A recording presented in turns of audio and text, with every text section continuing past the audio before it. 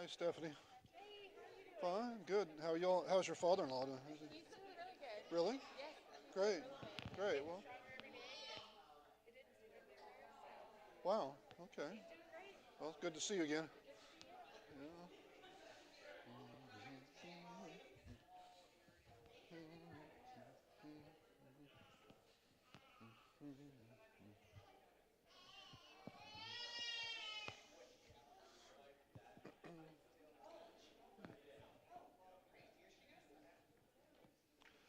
Good morning.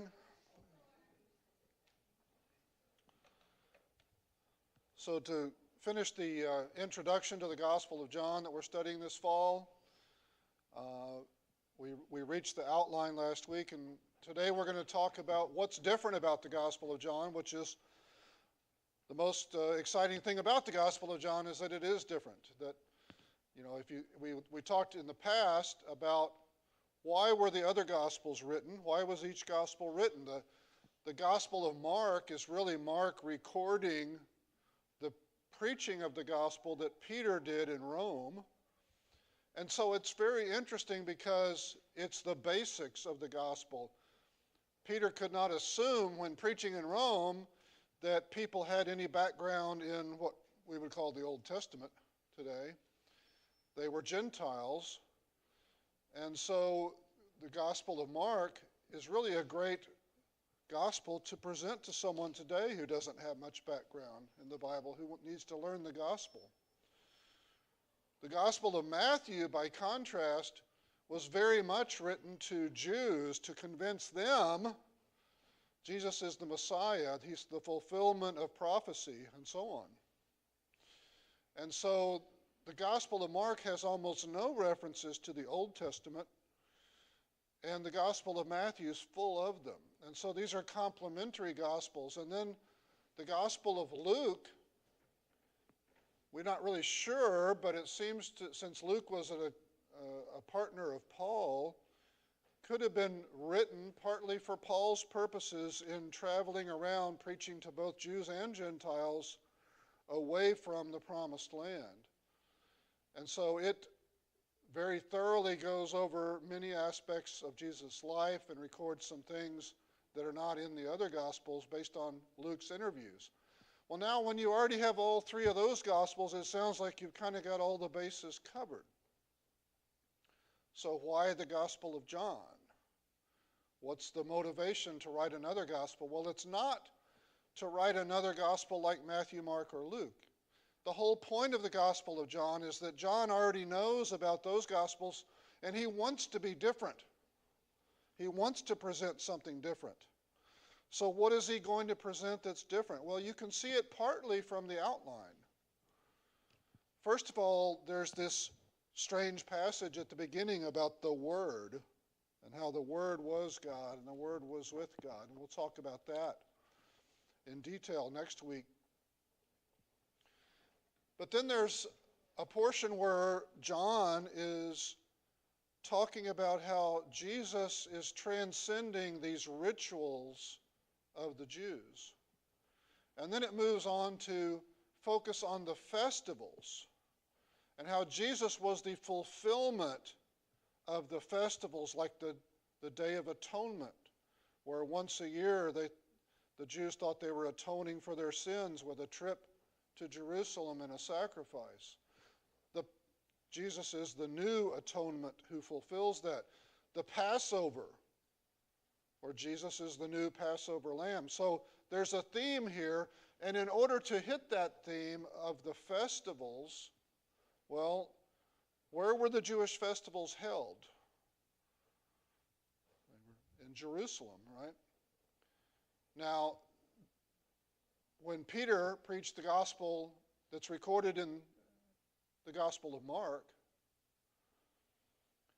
he had kind of a subset of all, there's more material than you can cover in Jesus' life. And so the way he arranged it was Jesus' ministry is almost entirely in Galilee, up in the north. But then at the end of his life, he goes down to Jerusalem for one last journey, and he provokes conflict with the Jewish leaders and is crucified because that's his mission. But if you think about it, what has Peter left out as he has trimmed it down to the basics there? Well, as good Jews, Jesus and his disciples would have had to make more trips than that to Jerusalem, because every Jew went to Jerusalem at least once a year, often several times a year, for the festivals. And that's what we find recorded in John. We find more trips to Jerusalem in John.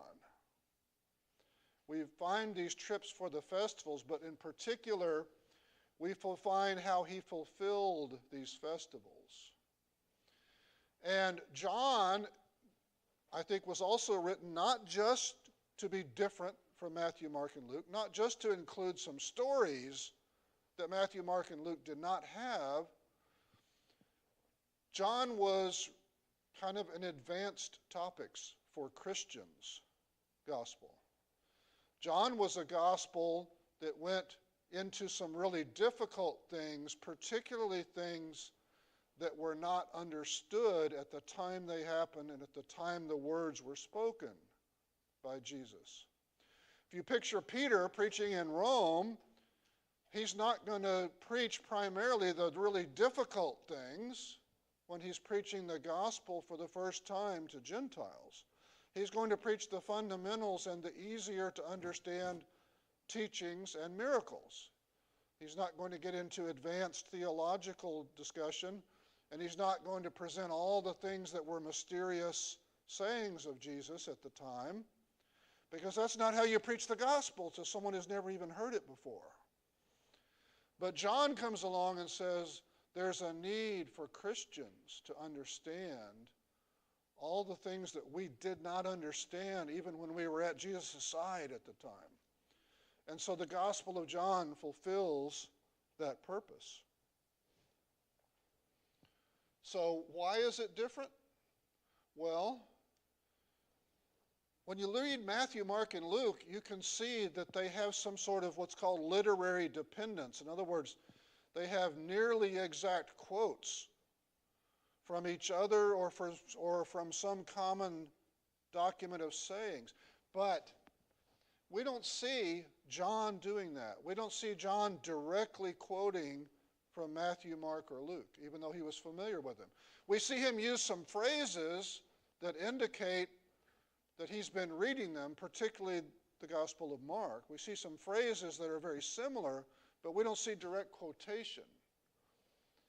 And so one reason that the Gospel of John looks so different is because with the other Gospels kind of repeating each other, it's kind of 3 verses 1. You get 3 versions of a story in Matthew, Mark, and Luke, and then you get something different in John, or a totally different story that's deliberately chosen because it wasn't in Matthew, Mark, and Luke.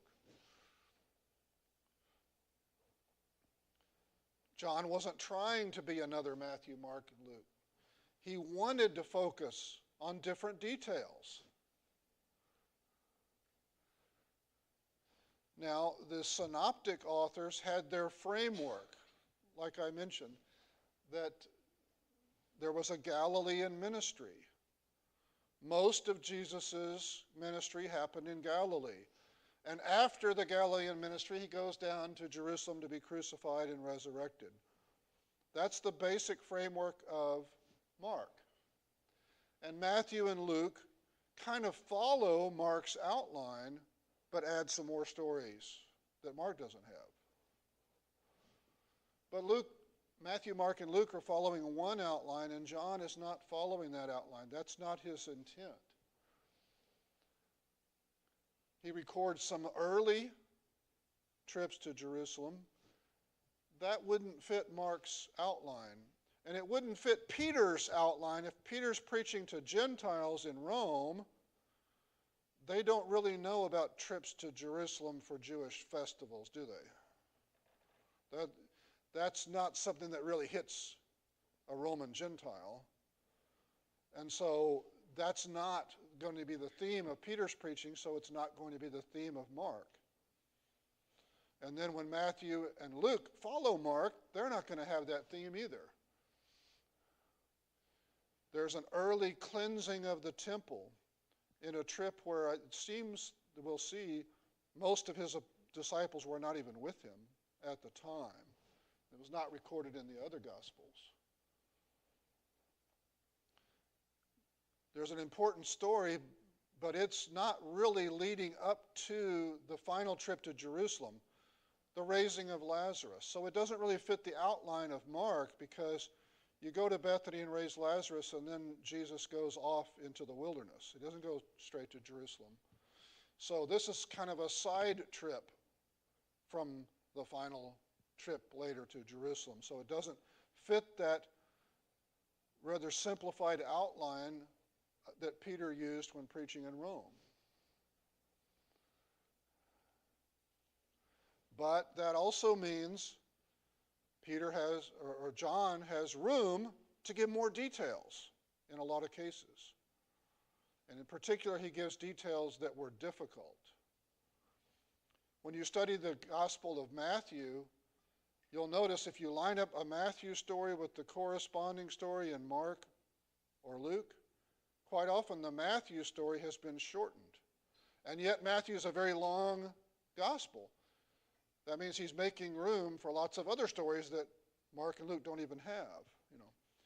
Well, John does the same thing. John doesn't have a whole lot of stories total, but he's got longer versions. He's got more detail. He's trying to go into the advanced topic. He's trying to go into depth. He's trying to bring out what they didn't really understand at the time that it happened. So he's got more details. If we look at the Gospel of Mark, when Jesus was arrested, Jesus says to them, I've taught here in the temple many times, and you never came to arrest me.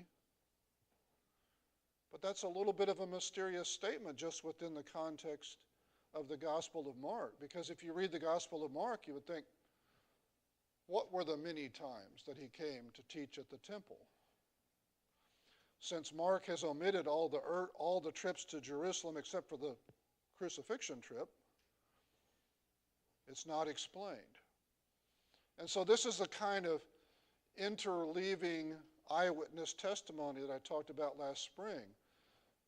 Mark, Peter in his preaching, and Mark in his recording of Peter's preaching, records simply that that Jesus said this when he was being arrested. I come here many times to teach in the temple courts, you never arrested me. As an eyewitness, Peter preaches that. But he doesn't bother to go explain all the background by telling all these stories of when Jesus did come to the temple. He just records, as an eyewitness would, this is what Jesus said when he got arrested. Now, you go years later, you read the Gospel of John, and you realize, oh, that makes sense now. Jesus did go teach in the temple courts more than just this one time when he was arrested. Many times, according to the Gospel of John. So John explains this kind of offhand reference in Mark. We take a look in John, going to this arrest and trial period, John chapter 18, verse 31.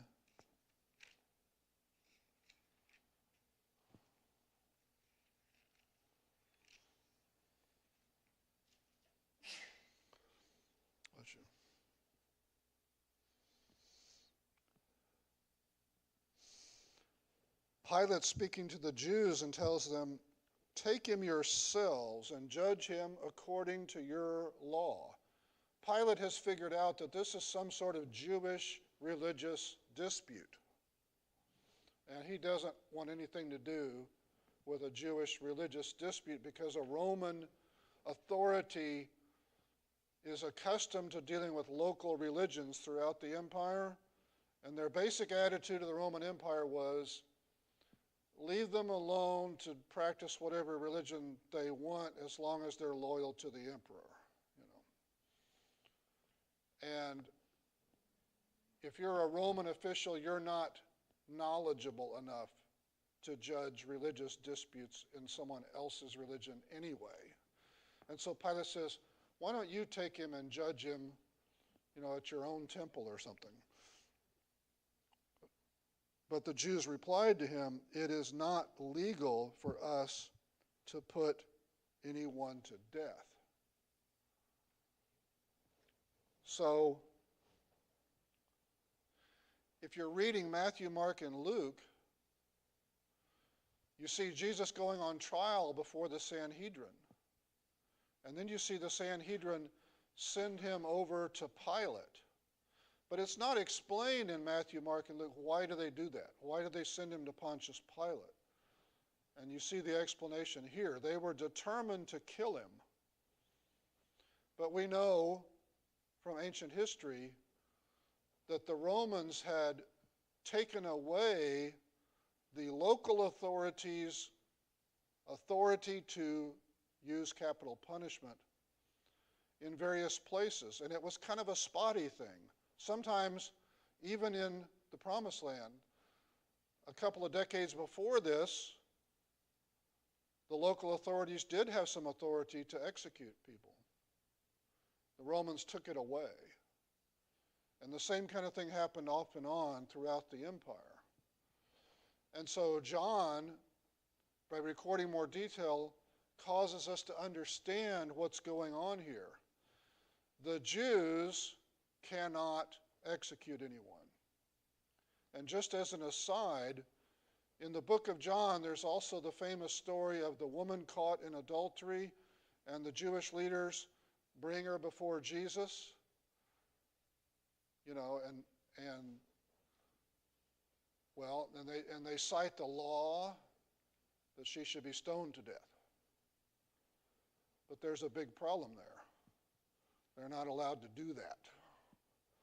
That was the dilemma they were in. We think we should do this because of the law, but we're not allowed to. We'd go on trial for murder ourselves. So that was their dilemma, and they tried to throw it on Jesus. And we'll get into that story in more depth later. No, that was a total violation of the Roman law. And that shows, the story of Stephen kind of shows the emotion of the lynch mob mentality that suddenly grabs someone and kills him without concern for whether it's legal to do so, because it wasn't.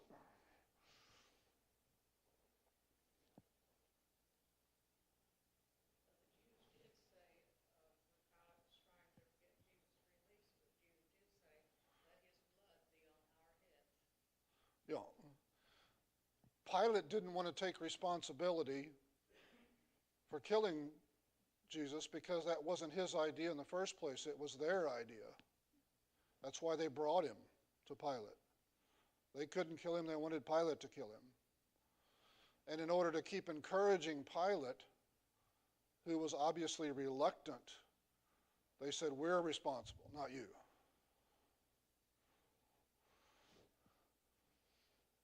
So John is going to teach certain things in more depth, and we'll see some passages in this study that are kind of a deeper theology than they were able to understand at the time Jesus spoke the words.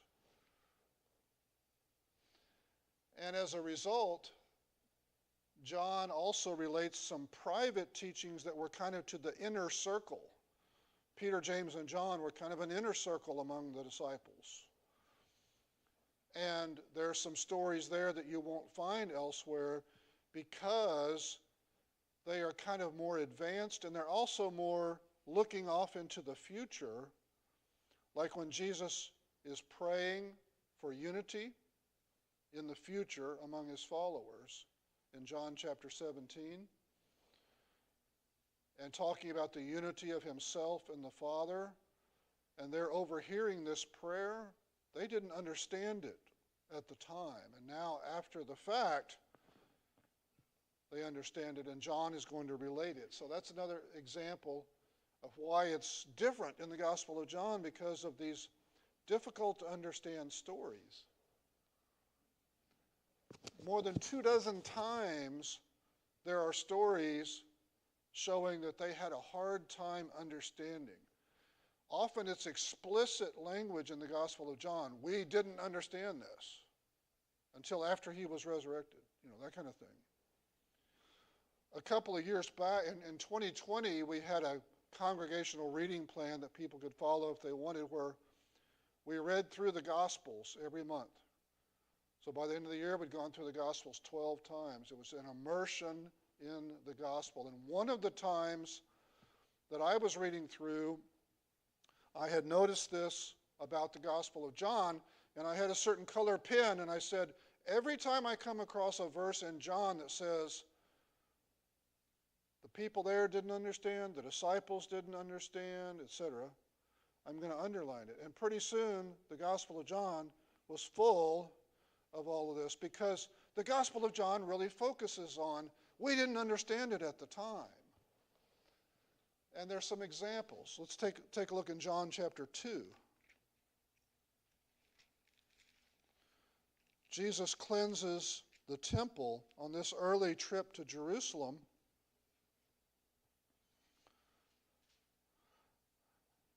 In verse 18, the Jews said, what sign of authority will you show us for doing these things? You have to have some authority. You can't just come into the temple courts and start overturning tables and so on. Who are you? Right?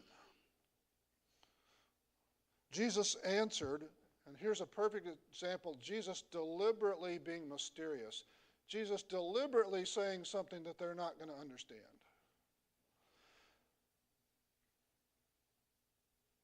Jesus answered, destroy this sanctuary.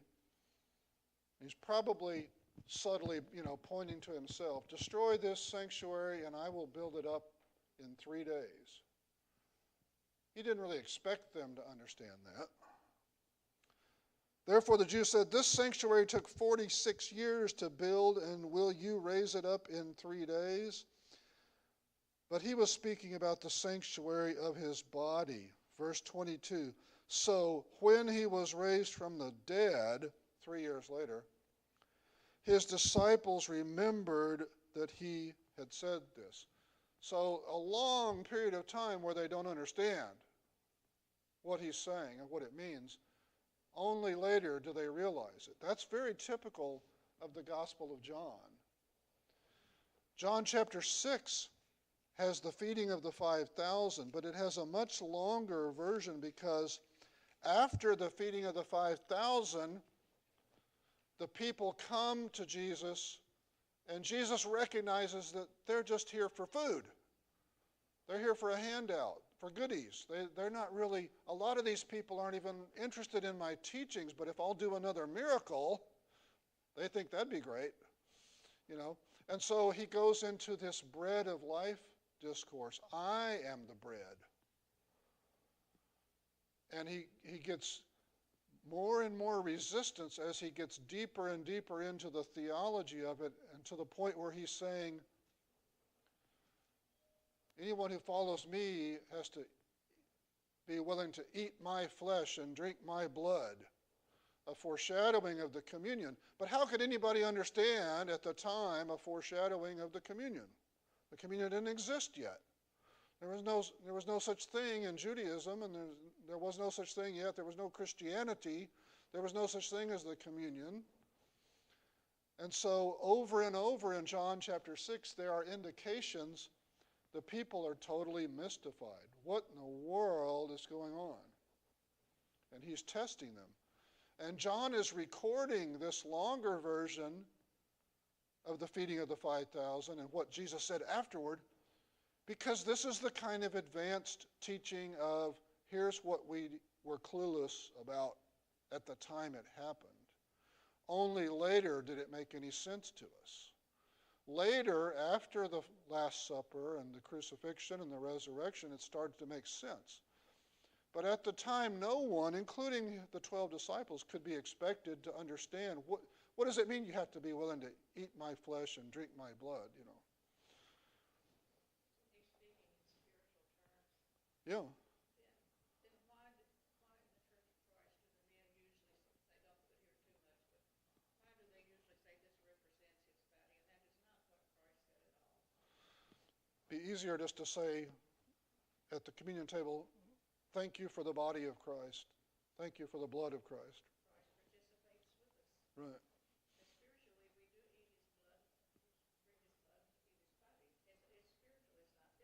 Right. And these people in the audience, of course, tried to interpret it physically, and so they couldn't understand. His farewell speeches to his own disciples include all kinds of things where he's projecting forward into the future. After I'm gone, the Holy Spirit's going to come and help you, and so on. Put yourself back in their position. Do you think they understood that at that moment? What was he talking about? They couldn't understand at the time he said it. Only later could they understand, oh, this is what he promised us. Finally, he wrote to an audience that understood some Greek thought, like in the Word, John chapter 1, even if they were Jews. And he spoke to some people who understand some kind of advanced concepts where they were mixing in some Greek philosophy with their Judaism, which we discussed last spring. But because he includes in his audience Gentiles, John is different because he omits the kind of things that Gentiles in his day would have misunderstood. Among the Greeks and Romans, an exorcism was thought to be magic, performed by magicians appealing to magical powers. So when you go through the Gospel of John, you don't see any of the exorcism stories, the casting out of a spirit that you find in Matthew, Mark, and Luke, because that would actually lead Gentiles in his audience, if you aren't right there to explain it like Peter was when he was preaching, if you aren't there to field questions and answer and explain, they might get a completely wrong impression. Finally, what about all those great parables of Jesus? Parables were not common among Greeks and Romans. They were common among rabbis. Parables might not be understood very well by a Greek and Roman audience. So John was writing to a mixed audience of Jews, Greeks, and Romans. And so you leave out the parables. John doesn't actually have any parables. He does have metaphors. I am the bread of life, and so on. But he does not have extended parables. There's not a single one in the Gospel of John. And there's reason for that. So we'll dive into the reading and discussing the Gospel of John next week.